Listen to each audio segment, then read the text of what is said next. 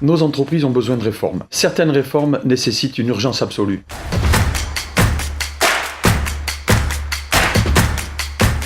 La suspension du prélèvement à la source, qui laisse planer aujourd'hui, dans sa forme actuelle, une responsabilité financière et pénale sur chacune de nos entreprises.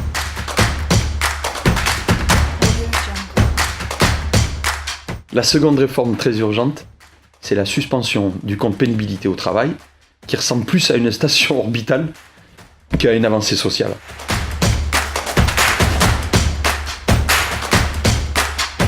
L'assouplissement des règles de licenciement, le relèvement des seuils des salariés, les indemnités prud'homales plafonnées. Le Code du travail a pris 100 pages par an depuis 15 ans.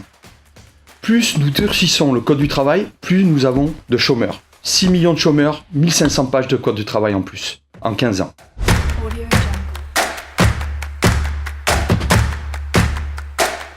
Enfin, le remplacement du CICE par une baisse généralisée des charges sociales, qu'elles soient patronales ou salariales, redonnant de la compétitivité aux entreprises et du pouvoir d'achat aux salariés.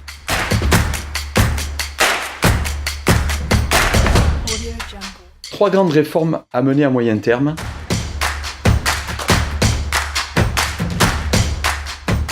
Il pèse sur nos entreprises près de 120 taxes et impôts différents. Le gouvernement doit remettre au centre de ses préoccupations l'économie des entreprises. Pour faire du social et du sécuritaire, il est nécessaire d'avoir de l'argent. Et cet argent ne peut être produit que par nos entreprises.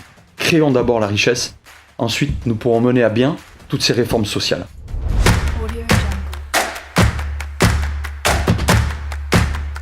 400 000 normes régissent la vie économique française. C'est surréaliste. La France, c'est 15 000 lois, plus de 280 000 décrets. Et certains de ces décrets sont même destructeurs d'emplois. Pour exemple, le décret plage. On parle de 2000 pertes d'emplois sur la France, avec un impact non négligeable sur la Côte d'Azur.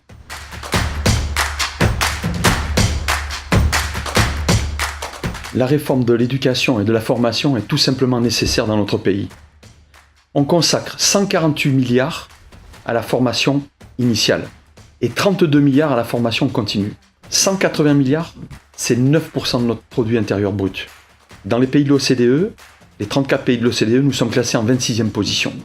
Le taux de chômage des jeunes Français âgés de moins de 25 ans est de près de 24%, soit le triple de l'Allemagne ou le double de la Grande-Bretagne. Pour établir la confiance au sein de nos entreprises, il faut mener à bien ces réformes, très rapidement, dans les 12 mois qui viennent, afin qu'elles portent leurs fruits dans les 5 ans. Et le meilleur moyen pour les entrepreneurs de s'exprimer aujourd'hui, c'est d'aller voter.